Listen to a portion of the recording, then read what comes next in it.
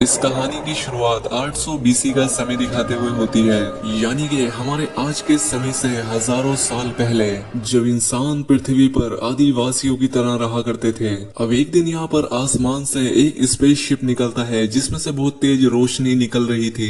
ये देखकर वहाँ के सभी लोग डर जाते हैं और इधर उधर भागने लगते हैं। लेकिन इस कबीले का एक लड़का जो कि बहुत बहादुर था, वो उसे देखने के लिए आगे बढ़ता है। अब इसके बाद ये सीन यहीं पर कट हो जाता है और हमें 1928 का समय दिखाया जाता है। यहाँ पर हमें मिस्र के पिरामिड को दिखाया जाता है जिसके आसपास खुदाई का काम चल रहा था। यहाँ पर चल रही खुदाई में लोगों को काफी प्राचीन चीजें मिल रही थी। अब इसी खुदाई में इन्हें एक बहुत ही बड़ा रिंग मिलता है जो कि मेटल का बना था। यहाँ पर मौजूद लोगों को कुछ भी समझ नहीं आ रहा था कि आखिर ये क्या चीज है। अब यहाँ पर हम एक छोटी लड़की को देखते हैं जिसका नाम कैथरीन है, और कैथरीन इस डिपार्टमेंट के हेड की बेटी थी। अब उस बड़े से रिंग के नीचे कैथरीन को एक लॉकेट मिलता है जिसे कैथरीन अपने पास रख लेती है। इसके बाद सीन चेंज होता है और हमें प्रेजेंट टाइम यानी 1994 का समय दिखाया जाता है। यहाँ पर हम डॉक्टर जैक्सन को देखते हैं जो कि पिरामिड के ऊपर लेक्चर दे रहा था। इनका मानना था कि वो पिरामिड मिस्र के लोगों ने नहीं बल्कि किसी और सिविलाइजेशन ने बनाया था। साथ ही जैक्सन को कई सारी प्राचीन भाषाओं का भी ज्ञान था। ये यहाँ पर मौजूद लोगों को अपनी रिसर्च के बारे में बताता है, लेकिन कोई भी उसकी बातों पर यकीन नहीं करता। अब हम यहाँ पर एक बूढ़ी लेडी को भी देखते हैं जो कि जैक्सन का लेक्चर सुन रही थी, और ये बूढ़ी लेडी कोई और नहीं बल्कि वही छोटी बच्ची कैथरीन है जिसे वो लॉकेट मिला था, और अब ये काफी बूढ़ी हो चुकी थी। कैथरीन अभी भी उसी प्रोजेक्ट के ऊपर काम कर रही थी जिसका नाम स्टार गेट है। अब इसके बाद कैथरीन जैक्सन से मिलती है और उसे अपने प्रोजेक्ट के बारे में बताती है, क्योंकि इसे एक ऐसा इंसान चाहिए था जो कि प्राचीन भाषाओं को समझ सकता हो, और जैक्सन इसी काम में तो माहिर था। अब इसके बाद कैथरीन जैक्सन को अपनी लैब में लेकर आती है जहाँ पर ये लोग रिसर्च कर रहे थे। अब कैथरीन यहाँ पर इन पुराने पत्थरों पर क्या लिखा है इसके बारे में पूछती है, लेकिन फिलहाल जैक्सन को यहाँ पर कुछ भी समझ नहीं आता, इसीलिए वो इन लोगों से कहते हैं कि आप मुझे थोड़ा टाइम दीजिए, जिसके कुछ दिनों के बाद वो इन पत्थरों पर बने निशानों को समझकर इन लोगों को बता सके। अब कई दिनों तक मेहनत करने के बाद वो इस भाषा को समझ लेता है। अब इसके बाद हमें उस बड़े से रिंग को दिखाया जाता है जिस पर ये लोग रिसर्च कर रहे थे, और ये वही रिंग था जो कि लोगों को खुदाई करते वक्त मिला था। अब जैक्सन की मदद से ये लोग जान चुके थे कि ये कोई रिंग नहीं है बल्कि दूसरी दुनिया में जाने का एक रास्ता है। खैर, अब जैक्सन जब इस रिंग पर बने निशानों को सही क्रम में लगाता है तो इसमें एक वर्म होल बन जाता है। ये देखकर ये सभी लोग काफी खुश होते हैं। अब ये लोग अपना एक डिवाइस दूसरी तरफ भेजते हैं ताकि ये पता लगा सके कि इस पोर्टल के दूसरी तरफ क्या है, जहाँ पर इन्हें पता लगता है कि वो डिवाइस एक दूसरी दुनिया में पहुंच गई है, और वहाँ की दुनिया भी बिल्कुल सेम इन्हीं की दुनिया की तरह है। लेकिन वहाँ पर एक और स्टार गेट है, और उस स्टार गेट की लैंग्वेज इनकी दुनिया वाले स्टार गेट से अलग है। अब इनके लिए यही सबसे बड़ी मुश्किल थी कि अगर ये उस दुनिया में चले भी जाएं, तो इनके वापस आने का रास्ता बहुत ज्यादा मुश्किल है, क्योंकि इन्हें वापस आने के लिए उस स्टार गेट के निशानों को भी सही क्रम में लगाना होगा, और अगर ये ऐसा नहीं कर पाए तो ये उसी दुनिया में रह जाएंगे। लेकिन जैक्सन इन्हें यकीन दिलाता है कि वो दूसरी तरफ जाकर भी ये सब कुछ कर सकता है, और अब इसीलिए कर्नल जैक दूसरी दुनिया में जाने की तैयारी कर रहा था, जिससे कि ये लोग जाकर देख सकें कि उस दूसरी दुनिया में क्या चीज है। खैर, अब इसके बाद कैथरीन डैनियल के पास आकर उसे वही लॉकेट देती है जो कि उसे बचपन में मिला था, जिसके बाद ये सभी लोग उस पोर्टल के अंदर चले जाते हैं, और अब देखते ही देखते कुछ ही देर में ये सभी लोग दूसरी दुनिया में पहुंच जाते हैं। यहाँ पर इन्हें हूबहू वैसा ही पिरामिड दिखता है जैसा कि इनकी दुनिया में है। चारों तरफ रेत का रेगिस्तान था। तभी यहाँ पर जैक्सन एक जानवर को देखता है जिसका पीछा करते हुए ये लोग एक ऐसी जगह पर पहुँचते हैं जहाँ पर की बहुत सारे इंसान रहा करते थे, और इन्हें देखकर ऐसा लग रहा था जैसे कि लोग काफी पुराने समय में जी रहे हैं। अब इन्हीं में से एक आदमी जैक्सन के गले में वो लॉकेट देख लेता है, जिसके बाद ये सभी लोग जैक्सन के आगे अपना सर झुका लेते हैं। अब इतने में ही इन आदमियों की बस्ती का लीडर इनके पास आता है जो कि इन्हें बड़ी ही इज्जत के साथ अपने चारों तरफ की चीजें दिखाने लगता है। जैक्सन यहाँ पर देखता है कि जो निशान उसके लॉकेट पर था, सेम वैसा ही निशान लोहे के बने एक बड़े से पहिए पर भी था। दरअसल ये निशान इनके भगवान का था, और ये लोग जैक्सन को भी अपने भगवान का ही कोई साथी मान रहे थे। खैर, अब इस सब के बाद जैक्सन यहाँ पर ये सोचने लगता है कि आखिर वो किस तरह से अपने लोगों को लेकर दूसरी दुनिया में जा पाएगा, और यहाँ से वापस अपने समय में जाने के लिए इसे फिर से वही पोर्टल ढूंढना होगा जिससे कि लोग यहाँ पर आए थे। लेकिन इस जगह पर वो पोर्टल कहाँ पर है ये किसी को नहीं मालूम। इस बारे में ये उन आदिवासियों से भी पता करता है, लेकिन अजीब बात ये होती है कि उन लोगों को भी इस बारे में कुछ नहीं पता था। खैर अब रात हो जाती है और रात में एक बहुत ही बड़ी स्पेसशिप उस पिरामिड के ऊपर लैंड करती है, जिसका मतलब ये था कि ये पिरामिड उस स्पेसशिप के लैंड करने की जगह है।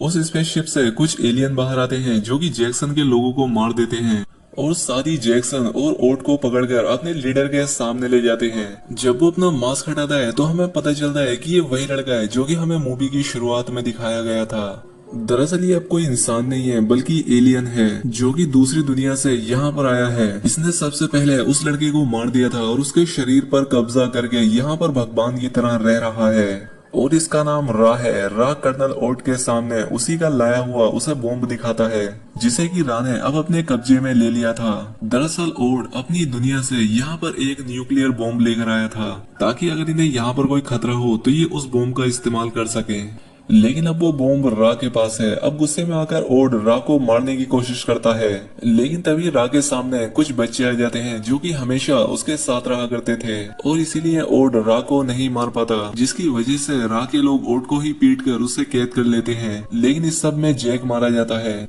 अब ये सब देखकर रा को बहुत गुस्सा आ जाता है और इसीलिए वो इंसानों पर हमला करा देता है, जिसमें कि बहुत सारे अनगिनत इंसान मारे जाते हैं। इस कबीले का जो लीडर था उसे लगता है कि शायद उनके भगवान नाराज हो गए हैं और इसीलिए वो हमें सजा दे रहे हैं। दूसरी तरफ हमें जैक्सन को दिखाया जाता है जो कि अभी भी जिंदा था और वो एक खास तरह के बॉक्स से बाहर निकलता है। दरअसल ये एक ऐसी मशीन थी जिसकी मदद से किसी भी मरी हुई चीज को फिर से जिंदा किया जा सकता था और इसी एडवांस्ड मशीन का इस्तेमाल करके रा अभी तक जिंदा और जवान था। इसके बाद रा जैक्सन को बताता है कि हमने तुम्हारे साथियों को कैद खाने में डाल दिया है और तुम लोग जिस बॉम्ब को लेकर यहाँ मेरी दुनिया में आए थे, मैं उसी बॉम्ब को 100 गुना ज्यादा शक्तिशाली बनाकर तुम्हारी दुनिया में भेजूंगा।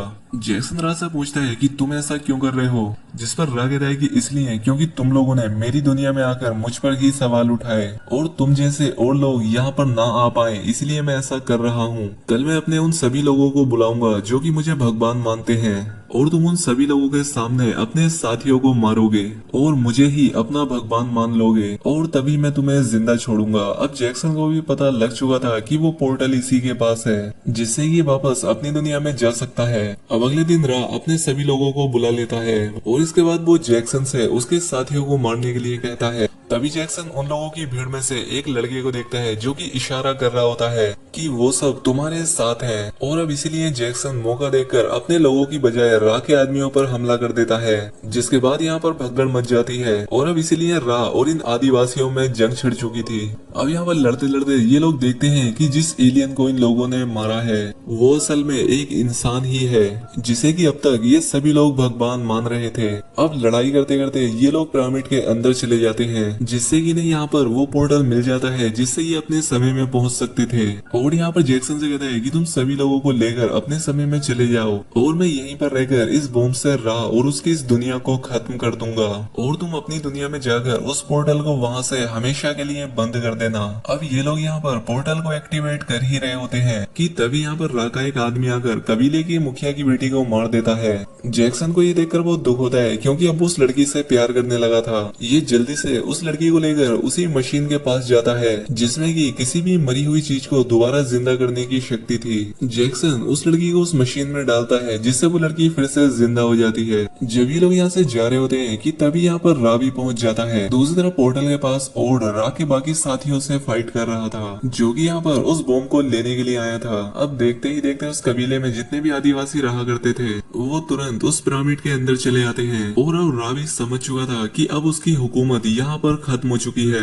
और अब इसीलिए रा अपनी स्पेसशिप को शुरू करके यहाँ से भागने की कोशिश करने लगता है। दूसरी तरफ पिरामिड के अंदर ओड उस बॉम्ब को एक्टिवेट कर देता है जिसे कि रा ने अब और भी 100 गुना ज्यादा शक्तिशाली बना दिया था और अब इस बॉम्ब को डिफ्यूज करना भी इम्पॉसिबल है। बस कुछ ही सेकंड में ये जगह और यहाँ पर जितने भी लोग मौजूद हैं वो सभी मारे जाएंगे। तभी जैक्सन देखता है कि रा का एक साथी यहीं पर मरा पड़ा है और इसके हाथ में एक ऐसा डिवाइस था जिसका बटन दबाते ही रा के सभी साथी अपने उस स्पेसशिप में टेलीपोर्ट विस्फोट हो जाते थे और इसी का फायदा उठाकर ये लोग रा के साथी के साथ उस बॉम्ब को बांधकर उस डिवाइस का बटन दबा देते हैं। दूसरी तरफ रा को लगता है कि शायद उसी का कोई साथी स्पेसशिप में आ रहा है, लेकिन वहाँ पर उसके उस मरे हुए साथी के साथ वो बॉम्ब आया था जिसके फटने में अब कुछ ही सेकंड बाकी थे। अब इससे पहले कि रा कुछ कर पाता उससे पहले ही वो बॉम्ब ब्लास्ट हो जाता है जिसमें कि रा और उसकी स्पेसशिप तबाह हो जाती है और उस एलियन के मरते ही नीचे जो आदिवासी लोग थे वो काफी खुश होते हैं क्योंकि वो एलियन न जाने कितने सालों से भगवान बनकर इन लोगों से अपनी सेवा करा रहा था